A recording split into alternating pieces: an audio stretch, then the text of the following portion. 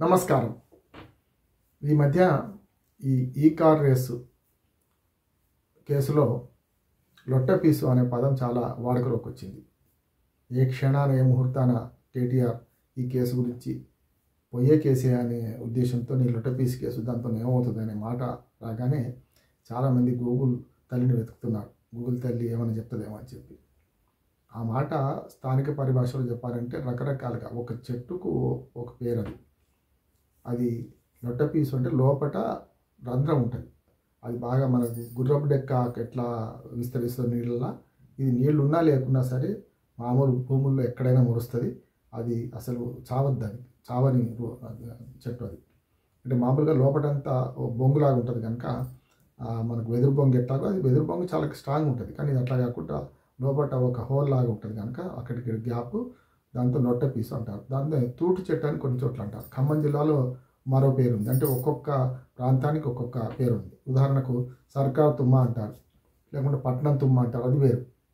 అది కూడా అట్లాగే మనకు అప్పుడు కంప చెట్ల కోసం సర్కారు సప్లై చేసేది కనుక సర్కార్ తుమ్మ, పట్నం నుంచి తెచ్చుకున్నాం కనుక విత్తనాలు పట్నం తుమ్మ. అట్లనో ఇది లొట్టపీసు అన్న తూటు చెట్టు అన్న ఒక్కొక్క ప్రాంతంలో ఒక్కొక్క భాష వాడతారు కనుక ఒక్కొక్క పదం వాడతారు కనుక లొట్టపీసు అంటే ఓ చెట్టు. అది ఆ చెట్టు అంటే వృక్షం కాదు, అంత కంపలాగా పెద్ద అయితే మొత్తం ముళ్ళు ఉండవు, చాలా సాఫ్ట్గా ఉంటుంది. గుర్రపు డెక్క ఆకు ఎట్లయితే నీళ్ళల్లో ఉండి హుస్సేన్ సాగర్ కానీ ఏదైనా మొత్తం చెరువుల్లో వాటర్లో ఎట్లా వస్తుందో ఇది కూడా అంతే. దీనికి వేర్లు వృక్షం అవసరం లేదు, వేర్లు అవసరం లేదు. ఎక్కడ ఒక ముక్క తెంపి పడేస్తే దానికి వేర్లు వచ్చేస్తాయి, అక్కడ మళ్ళీ మొలుస్తుంటుంది. కనుక ఈ కేసులో లొట్టపీసు కేసు అంటే ఏమీ లేదు, లోపట తొర్ర అని చెప్పడం కోసం ఒక అర్థంలో వాడుతున్నారు. దాన్ని 2-3 రకాలు ఉపయోగిస్తున్నాం. ఒకటి, వంట చెరుకు పనికిరాదు. ఎందుకు పనికిరాదంటే అది పెట్టగానే ఆ మధ్యన అది హోల్ ఉంటుంది కదా, సన్నటి సందు లోపల మధ్యన అది బొరుసుగా ఉండడం వల్ల అందులో నుంచి పొగ వస్తుంది. ఆ వాసన పొగ భరించలేదు కనుక అది వంట చెరుకు కూడా పనికిరాదు. అప్పుడప్పుడు కొందరు చిన్నపిల్లలు ఈత నేర్పాలంటే ఆ కర్రలను ఆకులు తీసేసి, కర్రలు అంటానికి వీలు లేవు, అది తొందరగా విరిగిపోతుంది వాటికి, అందుకని లొట్టపీసు అన్నారు. వాటిని లోపల హోల్ ఉంటుంది కనుక వాటిని కట్టగట్టి మనుషులకు చిన్న చిన్న పిల్లలకు ఈత నేర్పడానికి వాడతారు. అది కూడా పనికిరాదు, పెద్దవాళ్ళకైతే విరిగిపోతాయి కూడా. అట్లాగే పుంటి కట్టి అంటాం కదా, పుంటి కట్టతో కానీ వాటితో మనకు జనుము తీసే నార లోపల అది ఉంటుంది కదా, దాంతో కూడా కట్టెలు కట్టి దాంతో ఈత నేర్పుతారు. అంటే లొట్టపీసు చెట్టు వట్టిగానే పోతుంది కనుక లోపల ఏం ఉండదు కదా అని ఒక అర్థంలో కేటీఆర్ వాడారు. కానీ కాంగ్రెస్ నాయకులు దానికి ఇంకో అర్థం తీస్తున్నారు. పేరుకు లొట్టపీసే కానీ దానికి వేళ్ళు ఉండకుండా సరే ఒక మొక్క ఎక్కడ భూమి మీద పడ్డా అక్కడ మళ్ళీ మొలుస్తుంది, దానికి చావు లేదు కనుక ఈ కార్ రేసు కూడా చావు లేదు, నడుస్తూనే ఉంటుంది. అంటే మరి ఆ ఓటుకు నోటు కేసు లాగా 8 ఏళ్ళ నుంచి ఎట్లా నడుస్తుంది కేసు, 7-8 ఏళ్ళ నుంచి నడుస్తుంది ఎట్లాగో ఈ కేసును కూడా మరి 7-8 ఏళ్ళు నడిపిస్తారా అని ఇటువంటి వైపు బీఆర్ఎస్ వాళ్ళు సెటైర్ వేస్తున్నారు. అంటే చావు లేనిది అనే అర్థంలో వాడే కాంగ్రెస్ నాయకులకు ప్రతిగా బీఆర్ఎస్ వాళ్ళు ఏమంటున్నారంటే చావు లేని కేసు కదా, అంటే కొనసాగుతూనే ఉంటుంది, అంతం లేదు ఆరంభం లేదు, నడుస్తూనే ఉంటుందన్న ఇటువంటి ఫాల్త్ కేసు పెట్టారని చెప్పి. ఎందుకంటే ఫాల్త్ కేసు అనే దానికి పర్యాయ పదంగా లొట్టపీసు కేసు అనే మాటను కేటీఆర్ వాడారు. దీనికి ఎన్ని అర్థాలు ఉన్నాయి. గతంలో బోసిడీకే అనే పదం కూడా చాలా పెద్ద ఎత్తున ప్రచారంలోకి వచ్చింది. అప్పుడు ఏది ఆంధ్ర ప్రాంతంలో నాయకులు తిట్టుకుంటుంటే బోసిడీకే అంటే అర్థం ఏందని మళ్ళీ వెతికాము అప్పుడు.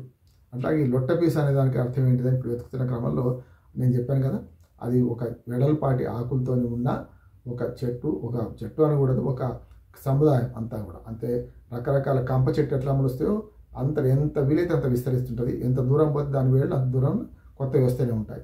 అట్లాగే అవి దానికి చావు లేదు కనుక ఎక్కడైనా సరే మనం తీసేసిన తగలబెట్టినా సరే తగలబెట్టిన దానిలో ఒక చిన్న ముక్క కనుక మిగిలి ఉంటే ఆ ముక్క దగ్గర మళ్ళీ ఎగురు వస్తుంది, మళ్ళీ వేళ్ళు కూడా లోపలికి వెళ్తాయి కనుక దాన్ని తగలబెట్టినా మళ్ళీ అంతకంటే ఉత్సాహంగా పైకి లేస్తుంది. ఎందుకంటే చెరుకుని తగలబెడితే ఎట్లాగూ 3 సంవత్సరాల దాకా చెరుకు ఎట్లా ఉంటుందో ఇది కూడా అంతే. తగలబెట్టడం కాకుండా దాన్ని కూకటి వేళ్ళతో సహా తీసేసిన లోపల 4 వేళ్ళు 3 వేళ్ళతో ఏదైనా ఒక ముక్క ఉంటే మళ్ళీ అక్కడ 4 ఏళ్ళ వరకు మళ్ళీ మొత్తం పెద్దగా జిబ్బుగా తయారవుతుంది. ఆ రకంగా దాన్ని అట్లా మనం మాట్లాడుకుంటున్నాం. ఇంకోటి ఏంటంటే ఇది చావులేంది ఎందుకు అంటున్నామంటే తగలబెట్టినా పోదు కనుక చావులేంది అవుతుంది. కనుక ఇది ఎంత ఈజీగా తీసిపారేయచ్చో ఈ లొట్టపీసు చెట్లను అంతే జాగ్రత్తగా మనం తీసివేయకపోయి మొత్తం దాని వేళ్లతో సహా కూకటి వేళ్లతో సహా చిన్న చిన్న వేళ్లను కూడా ఎక్కడ ఉంచకుండా 1-4 సార్లు దున్నేసి చేస్తే తప్ప పోదది. అందుకంటే కేసులు కూడా ఈ రాజకీయ కార్ రేస్ కంటే నిజమైన కార్ రేస్ కంటే ఎక్కువ పోతుంది కనుక ప్రతిరోజు కొత్త కొత్త విషయాలు వస్తున్నాయి. అందులో భాగంగానే ఇవాళ జరిగిన విషయాలను కూడా దీనిలో కలుపుకొని మాట్లాడితే మరి ఏసీబీ ఇవాళ మొట్టమొదటిసారి అంటే మొన్న పోయి వచ్చేసారు బయట నుంచే న్యాయవాదిని అనుమతించలేదు కనుక హైకోర్టు తీర్పుతోని న్యాయవాదిని అనుమతించారు. లైబ్రరీలో కూర్చుని పెట్టారు, చూపించారు. కేటీఆర్ గారు లోపలికి వెళ్ళారు. 7 గంటల విచారణలో అడిగిన ప్రశ్నలే మళ్ళీ అడిగారు. 60 ప్రశ్నలు చేశారు. 4 ప్రశ్నలు 6 ప్రశ్నలు 60 ప్రశ్నలు చేశారు. రేవంత్ రెడ్డి అడుగుమన్నట్టు అడిగిండు అని చెప్పి ఆయన బయటకు వచ్చి కూడా అదే లొట్ట పీస్ కేసు పోతుంది వెంటనే అని అన్నారు. ఇక్కడ అవినీతి ఎక్కడ ఉందన్నారు. మళ్ళీ సేమ్ అదే పరిభాషలో మాట్లాడారు. వాళ్ళు నన్ను ప్రశ్నించడం కాదు, నేనే వాళ్ళని ప్రశ్నించాను అని కూడా, దీనికి అర్థం ఉందా, ఈ ప్రశ్నకి ఏమర్థం ఉంది, అట్లా నేను ఎదురు ప్రశ్నించాను అని కూడా బయట కేటీఆర్ చెప్పారు. ఎందుకంటే విచారణ అధికారులు అట్లా చెప్పడానికి వీల్లేదు కనుక మేము ఏం అడిగాము, వాళ్ళు ఏం సమాధానం చెప్పారు అని చెప్పకుండా 1-4 సార్లు ట్రాప్లో పడేయడానికి అడుగుతారు.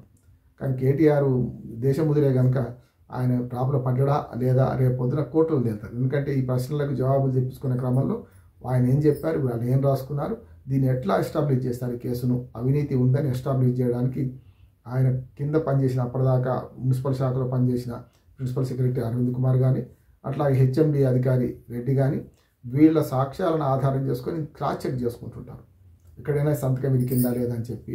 ఈ డాక్యుమెంట్స్ అంటే అన్అఫిషియల్గా డాక్యుమెంట్స్ దగ్గర పెట్టుకున్నా అది తప్పు అవుతుంది కనుక మంత్రిగా ఉన్నప్పుడు తనకు జ్ఞాపకం ఉన్నంత మేరకు తనకు తెలిసినంత మేరకు నిజాలు చెప్తా అంటారు.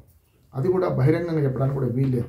అధికార రహస్యాల చట్టం ఏం చేస్తుందంటే తాము పదవిలో ఉన్నప్పుడు ఏం చేశాము అనే దాని మీద బహిరంగంగా ప్రకటించాలని కూడా వీల్లేదు. కానీ ఇవాళ అవన్నీ బారియర్స్ అన్నీ పోయినాయి.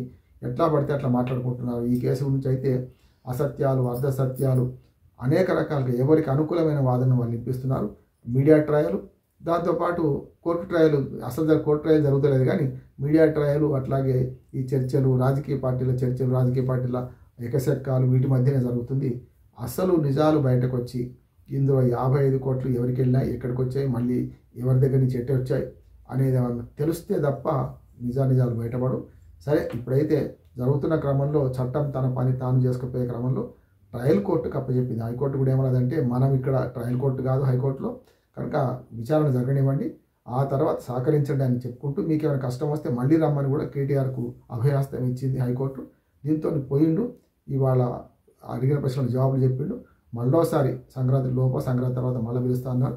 ఈ ప్రాసెస్ జరుగుతున్నంతసేపు రాజకీయంగా మాత్రం ఈ కేసు విషయంలో ప్రతిరోజు మీడియాలో ట్రయల్ జరుగుతుంది, రాజకీయ పార్టీలో ట్రయల్ జరుగుతుంది. ఇది ఎంతవరకు పోతుందో చూద్దాం.